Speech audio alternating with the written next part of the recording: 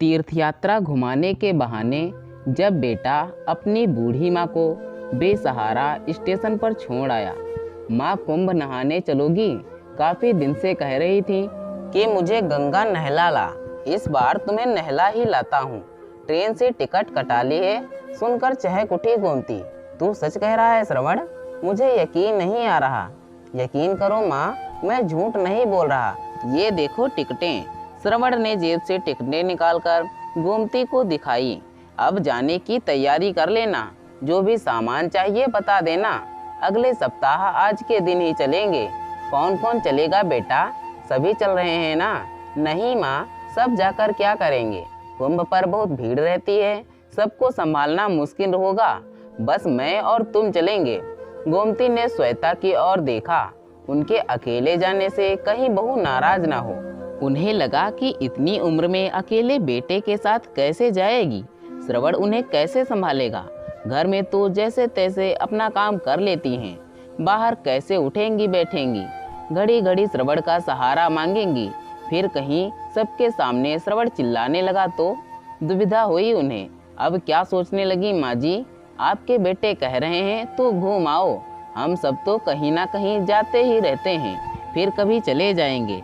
अब के बाद पूरे 12 साल बाद कुंभ पड़ेगा। बहू, क्या श्रवण मुझे संभाल पाएगा? गोमती ने अपना संशय सामने रखा। सुनकर श्रवण हंस पड़ा। माँ को अब अपने बेटे पर विश्वास नहीं है। जैसे बचपन में आप मेरा ध्यान रखती थी, ऐसे ही रखूंगा। कभी भी आपका हाथ नहीं छोड़ूंगा। खूब मेला घुमाऊंगा। श्रवण की बात पर सभी हंसने लगे। गोमती प्रसन्न हो गई। उसकी चिर प्रतीक्षित अभिलाषा पूर्ण होने जा रही थी। कितनी बार श्रवण से कह चुकी थी कि मरने से पहले एक बार कुंभ स्नान कराना चाहती है। कुंभ पर नहीं ले जा सकता तो ऐसे ही हरिद्वार चल। वक्त खिसकता रहा, बात टलती रही। अब जब श्रवण अपने आप कह रहा है तो उनका मन प्रसन्नता से नाचने लगा। उन्होंने बहू बेटे को आशीर्वाद से लाद दिया। एक रात एक दिन का सफर तय कर वसंत पंचमी के दिन दोनों इलाहाबाद पहुंचे। गोमती का तो सफर में ही बुरा हाल हो गया। ट्रेन की छुक छुक और सीटी ने रात भर सोने नहीं दिया। श्रवण का हाथ थामे बार बार टॉयलेट जाती रही। ट्रेन खिसकने लगती तो पांव डगमगाने लगते। गिरती पड़ती सीट पर पहुंचती। अभी सफर शुरू हुआ है, आगे कैसे करोगी? संभालो, स्वयं को संभाल रही हूँ बेटा, पर इस उम्र में हाथ पांव झूला बने रहते हैं, पकड़ ढीली हो जाती है। इसका इलाज मुझ पर नहीं है। वे बेबस सी हो जाती। कोई बात नहीं, मैं हूं ना, सब संभाल लूंगा। गोमती की आंखें पनियाल होने लगी। अपनी उमंग बेईमान लगती। नाहक श्रवण को तंग किया। वह भी पूरी रात जागता रहा। इससे तो बाल्टी में गंगा जल डालकर ही नहा लेती। उन्हें अब लगा कि श्रवण क्यों टाल रहा है।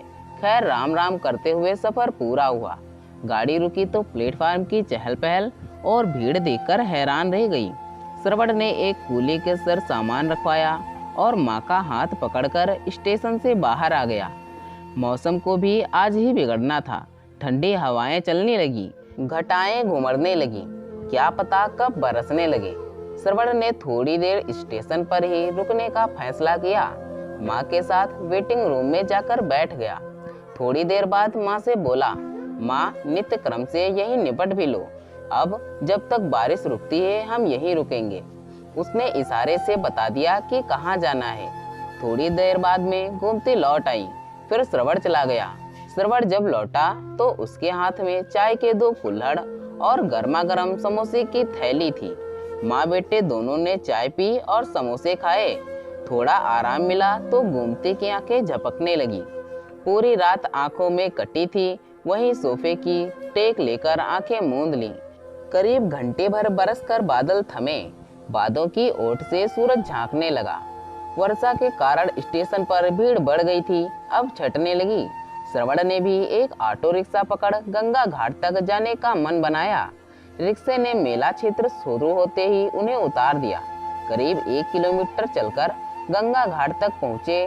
गिरते पड़ते बड़ी मुश्किल से एक डेरे में स्थान मिला। दोनों ने चादर बिछाकर अपना सामान जमाया और नहाने चले गए। गोमती ने अपने जीवन में इतनी भीड़ नहीं देखी थी।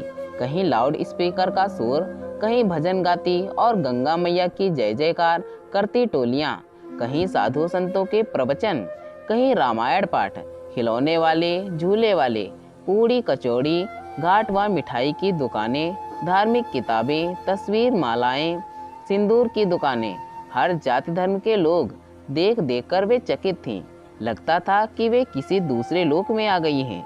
वे श्रवण का हाथ कसकर थामे थीं। रास्ता बनाता श्रवण उन्हें किनारे तक ले आया। यहाँ भी खूब भीड़ और धक्के पेल थी। श्रवण ने हाथ पकड़कर माँ को स्नान कराया, फिर स्वयं किया। गोमती ने फूल बतासे गंगा में चढ़ाए। जाने कब से मन में बसी साध पूरी हुई थी। हर्षा तिरेक में आंसू निकल पड़े। हाथ जोड़कर प्रार्थना की, गंगा मैया श्रवण सा बेटा हर माँ को देना। आज उसी के कारण तुम्हारे दर्शन कर सकी हूँ। गोमती ने एक बोतल में गंगा जल भरा। चलते चलते गंगा को प्रणाम किया। पता नहीं दोबारा देख भी पाऊंगा या नहीं। श्रवण ने गोमती को मेला घुमाया, खूब खिलाया पिलाया। थक गई हूँ, अब नहीं चला जाता श्रवण। गोमती के कहने पर श्रवण उन्हें डेरे पर ले आया। माँ तुम आराम करो, मैं घूमकर अभी आया। थोड़े रुपए अपने पास रख लो। उसने रुपए माँ को थमाए। मैं रुपयों का क्या करूँगी, तू है मेरे पास, फिर 100-200 रुपए मेरे पास हैं। गोमती ने मना किया, वक्त बे वक्त काम आएंगे। तुम्हारा ही कुछ लेने का मन होया, कहीं मेले में मेरी जेब ही कट जाए तो। श्रवण के समझाने पर गोमती ने रुपए रख लिए।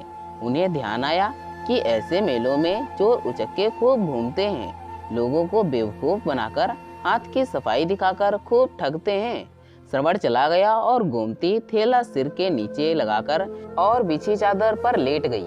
उनका मन आह्लादित था। श्रवण ने खूब ध्यान रखा है। लेटे लेटे आंख झपक गई। जब आंख खुली तो देखा कि सूरज अस्ताचल को जा रहा है। श्रवण अभी लौटा नहीं है। उन्हें चिंता आई। अनजान जगह, अजनबी लोग, श्रवण के बारे में किससे पूछूं? अपना थैला टटोलकर देखा, सब कुछ यथा स्थान सुरक्षित था। कुछ रुपए एक रुमाल में बांधकर थैले में डाल लाई थी। सोचा था पता नहीं विदेश में कहाँ जरूरत पड़ जाए। वे डेरे से बाहर आकर इधर उधर देखने लगी। आदमियों का रेला एक तरफ तेजी से भागता जा रहा था। वे कुछ समझ पाती कि चीख पुकार मचने लगी। पता लगा कि मेले में हाथी बिगड़ जाने से भगदड़ मच गई है। काफी लोग भगदड़ में गिरकर कुचलने से मर गए हैं। सुनकर गोमती का कलेजा मुंह को आने लगा। कहीं उनका श्रवण इसी कारण अभी तक नहीं आया। उन्होंने एक यात्री से जाकर पूछा, भैया ये किस समय की बात है? माँ जी 4 बजे नागा साधु हाथियों पर बैठकर स्नान करने जा रहे थे और पैसे फेंकते जा रहे थे। उन्हीं पैसों को लूटने के कारण यह कांड हुआ। जो जख्मी हैं उन्हें अस्पताल पहुंचाया जा रहा है और जो मर गए हैं उन्हें सरकारी गाड़ी से वहां से हटाया जा रहा है। आपका भी कोई है? भैया मेरा बेटा 2 बजे घूमने निकला था, अभी तक नहीं लौटा। उसकी कोई फोटो है माँ जी? फोटो तो नहीं है, अब क्या करूं? गोमती रोने लगी। माँ जी आप रो मत, देखो सामने पुलिस चौकी है, वहीं जाकर पता कर लो। गोमती ने चादर समेटे थैले में रखी और पुलिस चौकी पर पहुंचकर रोने लगी। लाउड स्पीकर से कई बार अनाउंस करवाया गया। फिर एक सहृदय सिपाही अपनी मोटरसाइकिल पर बिठाकर गोमती को वहां से ले गया जहां मृतकों को इकट्ठा किया गया था। 1-2 अस्थायी बने अस्पतालों में भी ले जाया गया जहां जख्मी पड़े लोग कराह रहे थे। डॉक्टर उनकी मरहम पट्टी में जुटे थे। श्रवण का वहां कहीं भी पता न था। तभी गोमती को ध्यान आया कि कहीं श्रवण डेरे पर लौट आया हो और उनको ढूंढ रहा हो, या उन्हें डेरे पर ना पाकर उन्हें की तलाश कर रहा हो या इंतजार कर रहा हो। हालांकि वे पुलिस चौकी पर उसका हुलिया बता आई थी और लौटने तक रोक रखने को कह आई थी। गोमती ने आकर पता किया तो उन्हें मालूम हुआ कि कोई भी उन्हें पूछने नहीं आया। वे डेरे में गईं, वहाँ भी नहीं। आधी रात कभी डेरे में कभी पुलिस चौकी पर कटी। जब रात के 12 बज गए तब पुलिस वालों ने कहा, माँ जी आप डेरे में जाकर आराम करो, आपका बेटा पूछने आया तो आपके पास भेज देंगे। गोमती आशा भरी नजरों से देखती पुत्र के लिए व्याकुल डेरे पर लौट आई। चादर बिछाकर लेट गई, लेकिन नींद आंखों से कोसों दूर। कहाँ चला गया श्रवण? इस कुंभ नगरी में कहाँ कहाँ ढूंढूं? यहाँ कौन अपना है? यदि श्रवण ना लौटा तो अकेले घर कैसे लौटूंगी? बहू का सामना कैसे करूंगी? स्वयं को ही कोसने लगी। व्यर्थ ही कुंभ नहाने की जिद ठान बैठी। टिकट ही तो लाया था, यदि मना कर देती तो टिकट भी वापस हो जाते। ऐसी फजीहत तो ना होती। फिर गोमती को ख्याल आया कि कहीं कोई श्रवण को बहला फुसला कर तो नहीं ले गया। वह है ही सीधा, आसानी से औरों की बातों में आ जाता है। किसी ने कुछ सुंघा कर बेहोश ही कर दिया हो और सारे पैसे व घड़ी अंगूठी छीन ली हो। मन में उठती शंकाओं का अंत नहीं था। दिन निकला, नहाना धोना सब भूल गई। सीधे पुलिस चौकी पर।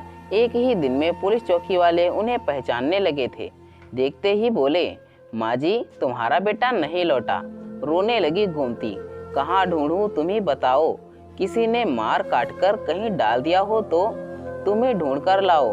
गोमती का रोते रोते बुरा हाल। अम्मा धीरज रखो, हम जरूर कुछ करेंगे। सभी डेरों में अनाउंस कराएंगे। आपका बेटा मेले में जहाँ कहीं भी होगा जरूर लौट कर आएगा। आप अपना नाम और पता लिखा दो। अब जाओ, स्नान ध्यान करो, भगवान पर भरोसा रखो। पुलिस वालों को भी गोमती से हमदर्दी आई थी। गोमती डेरे में लौट आई। गिरती पड़ती गंगा भी नहा ली। मन ही मन प्रार्थना करने लगी, हे गंगा मैया, मेरा श्रवण जहाँ भी हो कुशल हो, वहाँ मुझे मिलेगा तो 5 सेर दूध चढ़ाऊंगी। वही तेरे दर्शन कराने लाया था और वही हाथ छुड़ाकर गुम हो गया। अब मैं अभागन क्या करूं? हे भगवान, कोई चमत्कार करो। खोया पुत्र वापस मिल जाए तो जाकर बहू को मुंह दिखा सकूं। पूजा अर्चना से निपट गोमती हर आने जाने वालों को गौर से देखने लगी। उनकी निगाहें दूर दूर तक आने जाने वालों का पीछा करती। कहीं अम्मा धीरज धरो, हम जरूर कुछ करेंगे। सभी डेरों में अनाउंस करवाएंगे। आपका बेटा मेले में जहाँ कहीं भी होगा जरूर लौट कर आएगा। आप अपना नाम और पता लिखा दो।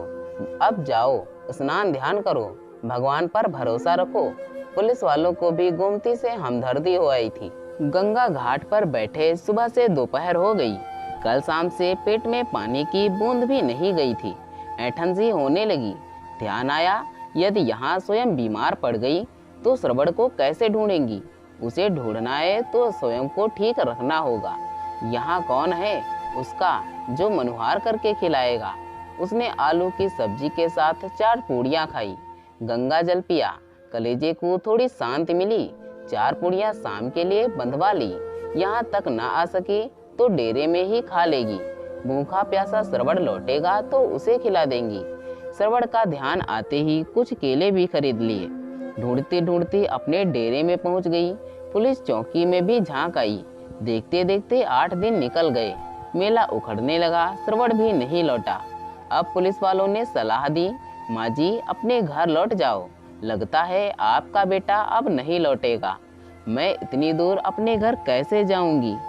मैं तो अकेले कभी कहीं आई गई नहीं। वे फिर कलपने लगी। अच्छा माँ जी, अपने घर का फ़ोन नंबर बताओ, घर से कोई आकर ले जाएगा। पुलिस वाले ने कहा, घर से मुझे लेने कौन आएगा? अकेले बहू कैसे आएगी? बहू किसी नाते रिश्तेदार को भेजकर बुला लेगी। आप किसी का भी नंबर बताओ। गोमती ने दिमाग पर लाख जोर मारा, लेकिन हड़बड़ी में नंबर याद नहीं आया। दुख और परेशानी में ऐसा ही होता है, अपना का कोई भी नंबर याद नहीं रहता। दिमाग में सभी गड़बड़ हो गई। अपनी बेबसी पर आंख भर आई। बुढ़ापे में याददाश्त भी कमजोर हो जाती है। पुलिस चौकी में उन्हें बैठे रोते देखकर राह चलता एक यात्री ठिठका और पुलिस वालों से रोने का कारण पूछने लगा। पुलिस वालों की सारी बात सुनकर वह यात्री बोला, आप इन महिला को मेरे साथ भेज दीजिए, मैं भी उधर का ही रहने वाला हूँ। आज शाम 4 बजे की ट्रेन से जाऊँगा। इन्हें ट्रेन से उतार बस में बिठा दूंगा। आराम से अपने गांव पिपला पहुँच जाएंगी। सिपाहियों ने गोमती को उस अनजान व्यक्ति के साथ कर दिया। उसका पता और फ़ोन नंबर अपनी डायरी में लिख लिया। गोमती उनके साथ चल तो रही थी, पर मन ही मन डर भी रही थी कि कहीं ये कोई ठग ना हो। पर कहीं ना कहीं तो विश्वास करना पड़ेगा, वरना इस निर्जन में कब तक रहेगी। जैसे उस व्यक्ति ने गोमती के मन की बात ताड़ ली हो। मेरा नाम बिट्ठन लाल है, लोग मुझे बिट्ठू कहकर बुलाते हैं। राजकोट में बिट्ठनलाल हलवाई की दुकान है। आप अपने गांव में पहुंचकर किसी से भी पूछ लेना। भरोसा रखो मुझ पर, यदि कहोगी तो घर तक छोड़ाऊंगा। अब मुंह खोला गोमती ने। भैया, विश्वास के सहारे ही तो तुम्हारे साथ आई हूँ। इतना उपकार ही क्या कम है कि तुम मुझे अपने साथ लाए हो। तुम मुझे बस में बिठा दोगे तो पिपला पहुंच जाऊंगी, पर बेटे के ना मिलने का गम मुझे खाए जा रहा है। अगले दिन गोमती लगभग 1 बजे बस से उतरकर पैदल ही अपने घर की ओर चल दी। उसके पैर मन भारी हो रहे थे। उन्हें यही समझ नहीं आ रहा था कि बहू का सामना क्या कहकर करेगी, क्या बताएगी कि श्रवण कहाँ है। इसी सोच विचार में घर के द्वार तक पहुंच गई। वहां खूब चहल पहल थी। घर के आगे कनात लगी थी। खाना चल रहा था। एक बार को तो गोमती को लगा कि गलत जगह पर आ गई है। तभी पौत्र तन्मय और पौत्री गौरा की नजर उन पर पड़ी। वे आश्चर्य और खुशी से चिल्लाए, पापा मम्मी देखो, दादी लौट आई हैं, दादी जिंदा हैं। उनके चिल्लाने की आवाज सुनकर सब दौड़कर बाहर आ गए। शोर मच गया। अम्मा आ गई, गोमती आ गई। श्रवण भी दौड़कर आ गया और लिपट गया। तुम कहाँ चली गई थी माँ? मैं तुम्हें ढूंढ ढूंढ कर थक गया। श्वेता भी दौड़कर लिपट गई। हमने तो सोचा था कि माँ जी नहीं रही। यही ना बहू, गोमती के जैसे ज्ञान चचु खुल गए, इसलिए आज अपनी सास की 13वीं कर रही हो। और तू श्रवण मुझे छोड़कर वहाँ चला आया। यही सोचा होगा कि अकेली बूढ़ी औरत घर कभी नहीं पहुँचेगी, वहीं मर खप जाएगी। मैं तो पगला उठी थी, घाट घाट तुझे ढूंढती फिरती। तू सकुशल है, तुझे देखकर मेरी जान लौट आई। दोनों की निगाहें नीचे झुकी और आपस में टकराई। अब ये दावत माँ के लौट आने की खुशी में है। सब खुशी खुशी खाओ, मेरी माँ वापिस आ गई हैं। खुशी से नाचने लगा श्रवण। औरतों में काना फूसी होने लगी, लेकिन सब फिर भी श्वेता और श्रवण को बधाई देने लगे। अच्छा है जो तुम्हारी सासू माँ लौट आई। तुम तो जाने क्या समझ रही थी, और वे जाने कहाँ कहाँ भटक रही होंगी। बड़ी जीवट वाली हैं जो इतनी दूर से अकेली लौट आई। हाँ बहन, जाको रखे साइयाँ, मार सके ना कोई। जितने मोह उतनी बातें, लेकिन सबका एक ही अंत कि गोमती सकुशल अपने घर लौट कर आई हैं। वे सभी रिश्तेदार जो गोमती की गमी में शामिल होने आए थे, गोमती के पांव छूने लगे। कोई बाजे वालों को बुला लाया। बाजे बजने लगे। लड़के बच्चे नाचने कूदने लगे। माहौल एकदम बदल गया। श्रवण को देखकर गोमती सब भूल गई। भगवान ने उसकी मनौती मान ली थी। भगवान पर उसका विश्वास और भी प्रकट हो गया। शाम होते होते सारे रिश्तेदार खा पीकर अपने अपने घर चले गए। रात को थककर सब अपने अपने कमरों में जाकर सो गए। गोमती को भी काफी समय बाद निश्चिंतता की नींद आई। अचानक रात में आंख खुल गई। वे पानी पीने उठी। श्रवण के कमरे की बत्ती जल रही थी। धीरे धीरे बोलने की आवाजें आ रही थी। बातों के बीच माँ शब्द सुनकर वे रुककर कमरे के बाहर कान लगाकर सुनने लगी। श्वेता कह रही थी, तुम तो माँ को मोच दिलाने गए थे, माँ तो वापस आ गई। मैं तो माँ को डेरे में छोड़ आया था। मुझे क्या मालूम था कि माँ लौट आएंगी। माँ का हाथ गंगा में छोड़ नहीं पाया। पिछले 8 दिनों से मेरी आत्मा मुझे धिक्कार रही थी। मैंने माँ को मारने या त्यागना का महापाप किया है। मैं सारे दिन सोचता, भूखी प्यासी माँ कहाँ कहाँ भटक रही होगी। माँ ने मुझ पर विश्वास किया और मैंने उनके साथ विश्वासघात किया। माँ को इस प्रकार गंगा घाट पर छोड़ने का अपराध बोध बना रहेगा। अच्छा हुआ माँ लौट आई और मैं माँ की मृत्यु का कारण बनते बनते रह गया। भगवान का लाख लाख शुक्र है। सुनकर गोमती के आगे जमीन कांपने लगी। सारा दृश्य उनकी आंखों के सामने आ गया। वह इन 8 दिनों में लगभग सारा मेला क्षेत्र घूम ली। उन्होंने बेटे के नाम की जगह जगह घोषणा कराई, पर अपने नाम की घोषणा कहीं नहीं सुनी। इतना बड़ा झूठ बोला श्रवण ने मुझसे मुक्त होने के लिए ही मुझे इलाहाबाद लेकर गया। मैं इतना भार बन गई हूँ कि मेरे अपने ही मुझे जीते जी मारना चाहते हैं। वह खुद को संभाल पाती कि धड़ाम से वहीं गिर पड़ी। सब झेल गई, पर यह सदमा ना झेल सकी। आज सच में गोमती को अपने से मोक्ष मिल गया था। तो दोस्तों, यह थी हमारी आज की कहानी। अगर यह कहानी आपको पसंद आई है तो कृपया इसे लाइक करें और कहानी पर अपनी राय देने के लिए इसमें कमेंट करें। दोस्तों, ऐसी ही कहानियाँ सुनने के लिए हमारे चैनल को सब्सक्राइब करें। धन्यवाद दोस्तों। Thanks for watching this video.